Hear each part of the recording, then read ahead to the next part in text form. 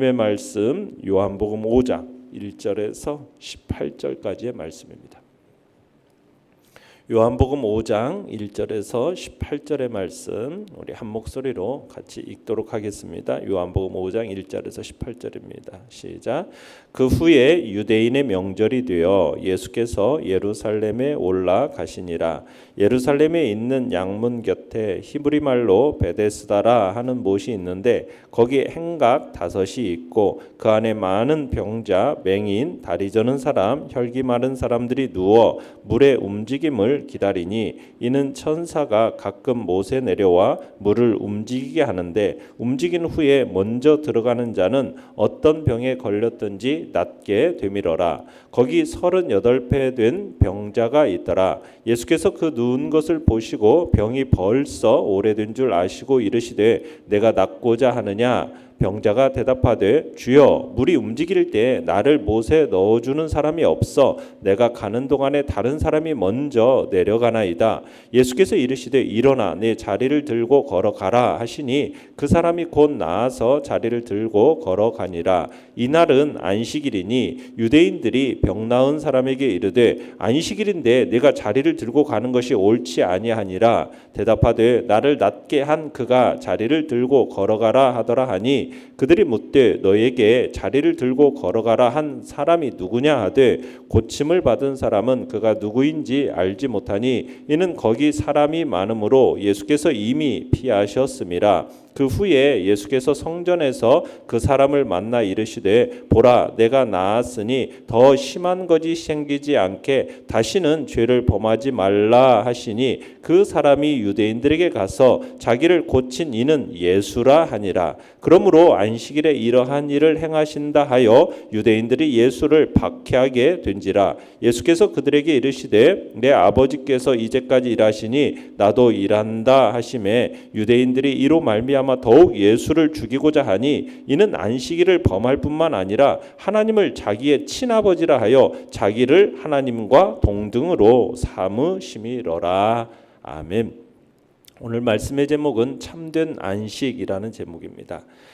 예수님께서 유대인의 명절 1절에 보시면은 예루살렘에 올라가시게 됐는데 아마 이 명절은 6월절일 것으로 보입니다. 예루살렘에 있는 양문이라는 곁에 베데스다라는 못이 있었어요. 근데 그 못 주변에는 5개의 행각이 있었다고 합니다. 그 안에는 각색 병자들이 이제 물의 움직임만을 기다리고 있었는데 여기에는 그들이 물이 움직일 때 그곳에 가장 먼저 들어가는 사람은 어떤 병이 걸렸든지 낫게 된다라는 어떤 좀 미신적인 믿음이 있었던 것으로 보입니다. 그래서 여기에 이제 그런 표현을 쓰죠. 4절에서 천사가 가끔 못에 내려와서 그 물을 움직이게 된다는 것. 또 후에 맨 먼저 들어가는 사람은 무슨 병에 걸렸든지 낫게 된다라는 어떤 그런 믿음 속에서 지금 베데스다 주변에 많은 지금 병자들이 있었던 거예요. 자, 내용관찰 문제 1번을 보시면 수많은 병자들이 움집해 있는 이 베데스다 못가에 예수님은 한 병자에게 가까이 다가가셨습니다. 자, 그 병자의 상태는 어떠했습니까? 자, 5개의 행각들 안에 여러 명의 병자들이 대기하고 있는데 그 중에 5절에 보시면은 어떤 사람이 있었어요? 38년 동안 병고에 시달리던 사람이 있었습니다. 그러니까 이 사람은 병이 중증이었죠. 회생의 가능성이 전혀 없는 상태였어요. 그러면서 이제 베데스다 못에서 물이 움직이는 일이 가끔 있었는데 이 사람들이 이 질병의 고통에서 벗어나고자 이 서로 앞다투어 막 가려고 애썼다라는 거죠. 그러니까 연못에 물이 움직일 때면은 아마 그곳은 아수라장이 되었던 것 같아요.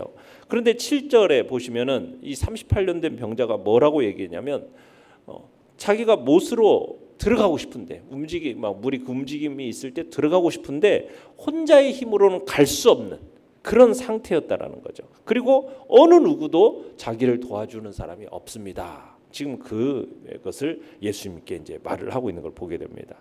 자, 내용 관찰 문제 2번을 보시면 예수님은 왜 회복에 대한 가망성이 전혀 없어 보이는 마치 살아있는 송장과도 같은 이 사람을 선택하셨을까요? 자, 누구보다도 주님의 도움이 절실하게 요청되는 사람이었기 때문에 주님께서 이 사람을 택하신 겁니다. 그러니까 38년이라는 긴 기간 동안 병과 싸웠던 사람이에요. 아마 몰골이 말이 아니었을 것입니다. 정신적으로도 아마 상당히 피폐해져 있었을 거예요. 명절에 예루살렘에 오신 예수님께서 바로 이 사람을 찾으신 거죠. 그러니까 예수님께서 이 세상에 오신 목적이 뭡니까? 잃어버린 자를 구원하시기 위함이라고 그러는 거죠. 어떻게 보면 절망 가운데 있는 사람을 찾아서 구원하고자 하신 목적이 예수님이 이 땅에 오신 목적이었기 때문에 바로 이 38년 된 병자를 찾아가신 겁니다. 자, 그러면서 6절에 보시면 예수님께서 뭐라고 질문을 하시죠? 뭐라고 38년 된 병자에게 얘기합니까? 네가 낫고자 하느냐? 네가 낫고자 하느냐? 아마도 예수님께서 그의 진정한 소망이 어떤 것인지 그 확인하시고자 이렇게 물으셨을 거예요. 38년이나 병과 싸우느라고 지칠 대로 지친 사람입니다. 그 사람에게 너 아직도 네 생에 대한 애착이 있고 의지가 남아있는지 지금 아마 의문을 가지고 아마 물었을 거예요. 어떤 개인적인 의지의 관심을 표명하신 거죠. 그러니까는 그냥 될 대로 되라고 그렇게 살아가는 사람인지 또 어떤 분명한 삶의 의지를 가지고 살아가는 사람인지 이 사람에 따라서 다르지 않습니까? 동일하게 고난을 당하더라도 그것을 극복하고자 하는 강한 소원이 있고 확고한 의지가 있는지 그렇지 못한 사람으로 그냥 절망 속에서 이제는 될 대로 되라고 살아가는 사람인지 그것에 따라 결과가 확연하게 다른 거예요. 그래서 예수님께서 먼저 질문을 던지신 거죠. 의지가 있는지. 그래서 내가 낫고자 하느냐? 그랬더니 그 사람이 답변을 하는 거죠. 낫고자 하는 의지가 있었던 겁니다. 자, 그러자 예수님이 8절 9절을 보시면은 뭐라고 말씀하셔요? 일어나 내 자리를 들고 걸어가라. 내 자리를 들고 걸어가라. 자, 스스로 주님의 말씀에 따라서 이제 병자가 스스로 일어나서 자리를 들고 걸어가게 됩니다. 참 당사자는 물론이거니와 가족들도 그를 아는 어떤 사람도 아마 기대할 수 없었던 놀라운 기적이 이 베데스다 연못에서 일어나게 된 겁니다. 38년 동안 병으로 신음하던 그 사람이 주님께 고침받는 일이 일어난 거예요. 그런데 유대인들은 이 38년 된 병자를 어떻게 합니까? 비난합니다. 비난해요. 이유는 뭐예요? 그날이 뭐라고요? 안식일이라는 거예요. 안식일에 자리를 들고 다니는 것은 율법에 정한 이 규례에 맞지 않다라는 거예요. 율법을 범하였기 때문에 지금 이 38년 된 병자를 어떻게 합니까? 비난을 하는 겁니다. 그러니까 38년 동안 병고에 시달리다가 예수님을 만나서 고침을 받았어요. 그러면 고침받은 것에 대해서 인간적인 마음은 어떻게 해줘야 되는 게 마땅한 거예요. 어떻게 보면 은혜를 입은 자로서 막 축하받을 만한 일이지 않습니까? 그런데 축하는 전혀 없습니다. 유대인들은 병 나은 사람이 정말 하나님의 긍휼하심을 입은 것에 대해서 와 하면서 막 기뻐한 게 아니라 도리어 어떻게 했어요? 그 사람의 마음속에 있는 기쁨을 없애버리고 오히려 정죄하면서 네가 왜 안식일에 지금 이 자리를 들고 가느냐라고 그 사람의 마음속에 있는 기쁨을 없애고 도리어 정죄하고 얽어매려고 하는 겁니다. 자, 그러자 11절에 보면 병 나은 사람이 자기를 비난한 사람들에게 자기를 낫게 한 그 사람이 나에게 이렇게 하도록 명령했다. 이렇게 그대로 얘기를 합니다. 자, 병 나은 사람은 자신을 낫게 하고 자신에게 그런 일이 일어나서 자기 자리를 들고 가라고 명령한 사람이 누군지를 명확하게 알지를 못했던 거예요. 그냥 그분의 말씀이 유대 종교 지도자들의 가르침보다도 어떤 권위가 있었기 때문에 확신했기 때문에 그냥 그 말씀 그대로 따랐던 거죠. 우리가 이 38년 된 병자는 뭐 유대인의 율법에 대해서 무지한 사람이다. 안식일에 대해서 무지했기 때문에 그렇게 했다라고 생각해서는 안 됩니다. 왜냐하면 여러분 유대인들은요 안식일의 이 율법적인 것에 대해서 굉장히 어려서부터 귀에 못이 박히도록 들은 사람들이에요. 그래서 율법에 있어서 해야 될 것과 하지 말아야 될 것을 정말 잘 알고 있었던 사람들이 유대인들입니다. 그러니까 유대인들의 율법에서 안식일에 자리를 들고 가는 행위, 짐을 운반하는 이것이 죄에 해당된다라는 것을 이 38년 된 병자가 이해하지 못해서 그냥 예수님 말대로 따라간 게 아니에요. 어려서부터 다 율법에 대해서 들어온 사람이었기 때문에 들어왔는데도 불구하고 예수님의 그 권위 있는 말씀, 그 말씀에 따라서 이와 같이 행한 겁니다. 자, 그러자 이제 12절에 보면은 유대인들이 병 나은 사람에게 그러면 그 자리를 들고 가라고 명한 사람이 누구냐라고 물었어요. 그러니까 유대인들의 지금 주요 관심사는 뭐예요? 38년 동안 그냥 병들었다고 고침받은 사실이 막 그것에 관심 있는 게 아니에요. 어떤 하나님의 그 위대한 능력이 나타난 것에 대한 관심은 전혀 없어요. 뭐에 대한? 이 율법적인 권위에 도전한 것에만, 그 사실에만 지금 관심을 두고 지금 가는 겁니다. 자, 그런데 이 13절에 보시면 병 나은 사람이 자기를 고쳐 낫게 하신 분이 누군지 아는 게 없었던 거예요. 그 사람이 예수라는 이름을 가진 사람인지, 또 예수에 대해서 유대 지도자들이 지금 적대적인라는 사실에 대해서도 전혀 몰랐던 것 같아요. 그냥 다만 어떤 특별한 능력을 지닌, 적어도 유대 종교 지도자들과 비교도 할 수 없을 만큼 어떤 위대하다라는 어떤 사실만 알 뿐이었던 것으로 보여요. 자, 그러더니 14절에 보시면 예수님께서 이 38년 된 병자가 병 나은 사람을 딱 만나서 성전에서 만나게 됩니다. 그러더니 뭐라고 얘기합니까? 14절에 보니까 보라, 내가 나았으니 더 심한 것이 생기지 않게 다시는 죄를 범하지 말라, 이렇게 말씀을 하세요. 그러니까 이 말씀 속에서 38년 동안 병들었던 이 고통당했던 사람의 병의 원인이 뭔지를 알게 해주는 거죠. 그 원인은 뭡니까? 바로 죄였던 거예요. 죄가 바로 이 38년 동안 고통을 당하게 했다라는 거예요.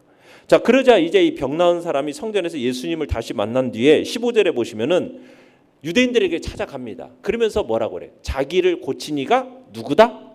예수다, 이렇게 말을 합니다. 그러니까 예수님이 자리를 들고 가라고 하니라고 근데 이 사람이 뭐라고 얘기를 했냐면은 15절에서 자세히 보시면은 그 사람이 유대인들에게 가서 누구라고 했어요? 자기를 고친 이는 예수다, 이런 표현을 쓰고 있어요. 그죠?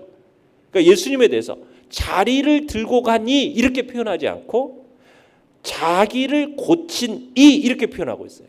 이 표현을 통해서 이 사람의 어떤 체험적인 신앙을 가진 사람으로서 자신이 만난 이 예수님이 바로 위대한 분이다라는 증거를 하고 있는 겁니다. 어떻게 보면 순수한 마음속에서 유대인들에게 나를 고친 이는 바로 예수다라고 증거를 하고 있는 거죠. 그러니까 이런 모습을 통해서 이 사람의 마음은 지금 유대인들에게 말할 때 뭐 예수님을 고자질하기 위해서 갔다라기보다는 자기를 고친 이가 예수님이라는 어떤 순수한 마음을 가지고 지금 유대인들에게 가서 예수님이라고, 예수라고 이제 얘기를 했던 거예요. 자, 그러면서 아마 이런 행동을 한 것이, 자신의 이 말이 예수님께 어떤 박해가 되리라고는 이 사람은 생각도 못하고 아마 이런 말을 했던 것으로 보여요. 자신에게 이런 새로운 정말 인생의 기회를 얻은 감격에 정말 그것을 가능케 하신 그분의 이름이 바로 예수라는 사실이 많은 사람들에게 알리는 게 마땅하다라고 생각을 하고, 그러면서 이제 아마 유대인들에게 가서 예수라고 얘기를 했던 것으로 보입니다. 자, 그러면서 연구한 묵상 문제 3번입니다. 이 사건을 시작으로 예수님은 계속 안식일 논쟁에 휩싸이게 됩니다.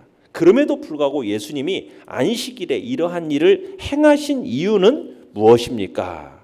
자, 17절에 가보시면은 예수님께서 안식일에도 자신이 일을 한 근거에 대해서 제시를 하고 계십니다. 뭐라고 그 근거를 대고 있습니까? 17절에 내 아버지께서 이제까지 일하시니 나도 일한다. 하나님께서 계속 일하시니 나도 일한다.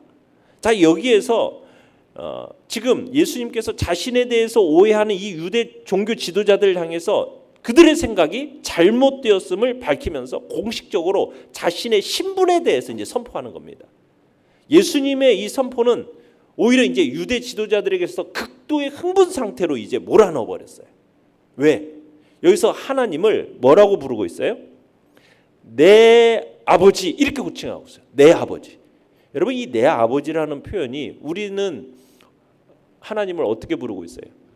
우리 아버지라고 그러죠. 하늘에 계신 우리 아버지. 근데 우리 아버지라는 표현과 여기서 내 아버지라는 표현은 굉장히 달라요.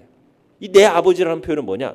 이 하나님과 가진 아주 특별한 관계를 염두에 뒀다는 거예요. 우리 아버지가 아니라 내 아버지. 어떤 관계? 친자 관계. 친자 관계를 이렇게 표현할 때 내 아버지를 이렇게 표현하는 거예요.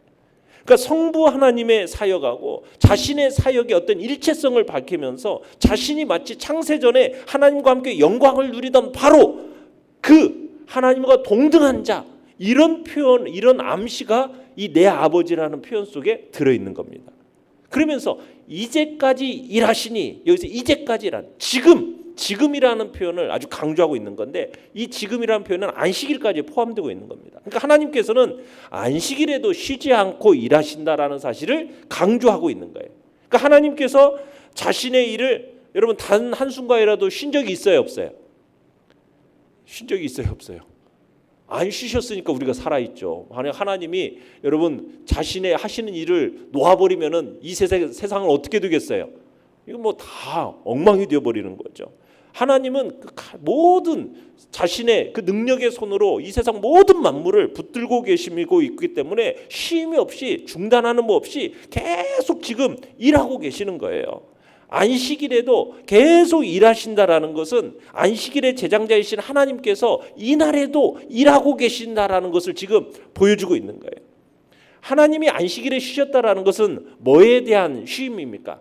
창조 사역, 완성된 창조 사역에 있어서 쉬셨다라는 것을 얘기하는 거지, 그 이외의 일들 속에서는 하나님이 계속 일하고 계시는 거예요. 어떤 일이요? 사람들에게 생명을 주시고 호흡을 주시고 만물들 모두를 다 붙들고 공급하시는, 그리고 죄인들을 구속하시고 인생들에게 고통에서 풀어주시고 악인들을 심판하시고, 이런 모든 행하는 일들이 쉼 없이, 중단되는 법이 없이 계속해서 진행되어지고 있는 거예요. 그러니 나도 일한다 라고 주장하고 계시는 거예요. 그러니까 이 주장 속에서는 모든 일이 하나님의 계획과 목적에 일치되어져 가고 있다는 거, 그러면서 자신은 하나님하고 동등하다라는 그런 말이 이 의미 속에 들어있는 겁니다. 그러니까 유대 진교 지도자들이 18절에 보시면 뭐예요? 예수님을 위험인물로 간주하고서는 제거하고자 결정을 합니다. 왜요?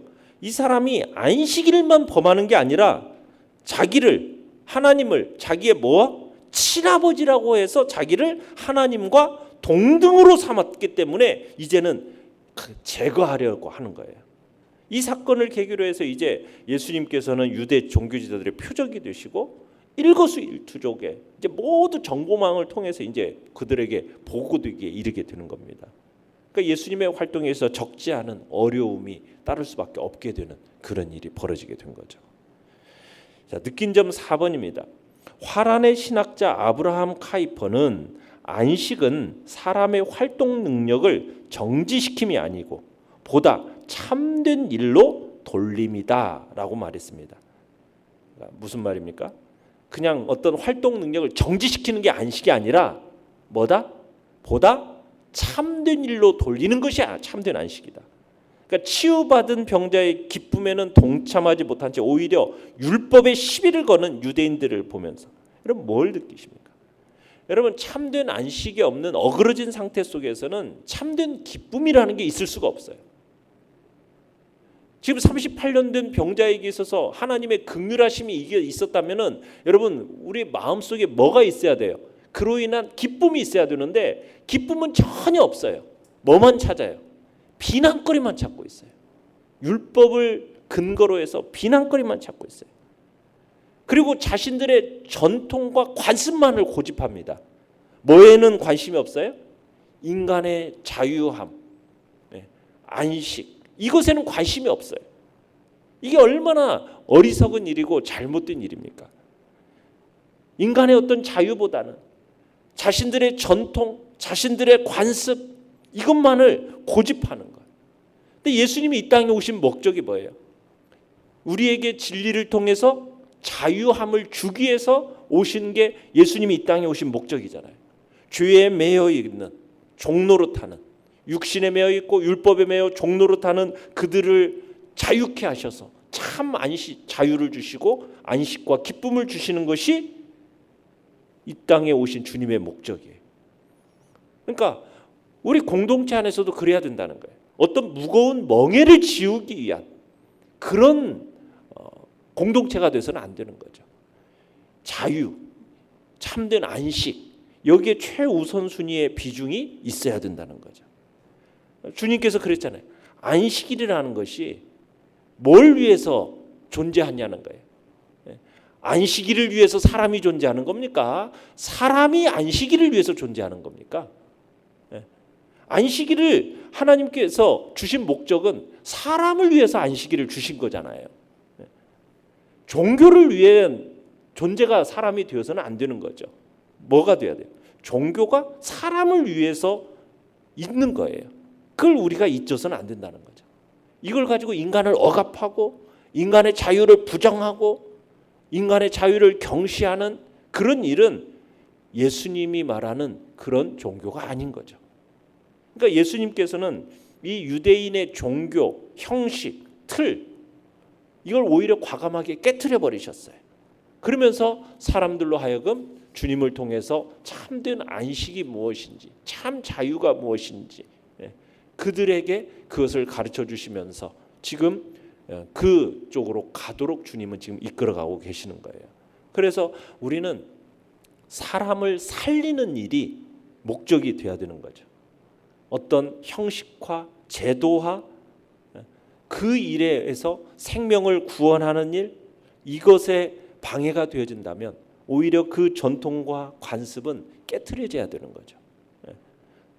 그래서 우리가 어떤 전통과 관습에 매여서 사람에게 참된 안식과 기쁨 그리고 참 자유함을 주는 그런 일들이 돼야 되는데 그것이 오히려 방해가 되어진다면 우리는 주님 안에서 한번 돌아보고 오히려 사람을 정죄하는 그런 자리에 나아가는 일이 없도록 하나님의 말씀이 진리라는 것은 우리에게 자유함을 주기 위함이지 우리를 얽매여서 올가매고 그래서 그냥 우리로 하여금 자유함이 없이 그냥 마음속에 뭔가 항상 막 두려움과 걱정 속에 살아가는 그렇게 우리를 이끌어 가시는 분이 아니라는 겁니다.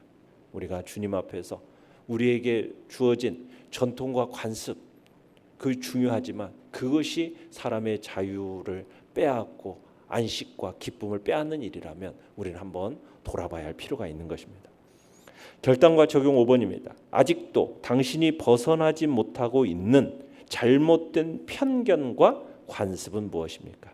그걸 어떻게 바로 잡아야 하겠습니까? 개개인이 우리가 신앙생활하면서 어떤 나만의 잘못된 편견과 관습으로 다른 사람을 정죄하고 얽어매는 우리가 그런 모습을 가져서는 안 되고 정말 그 사람의 생명을 살리고 그 사람에게 참된 기쁨과 안식을 주기 위한 그런 방향성으로 가는 것을 우리가 마음속에 생각해야겠습니다.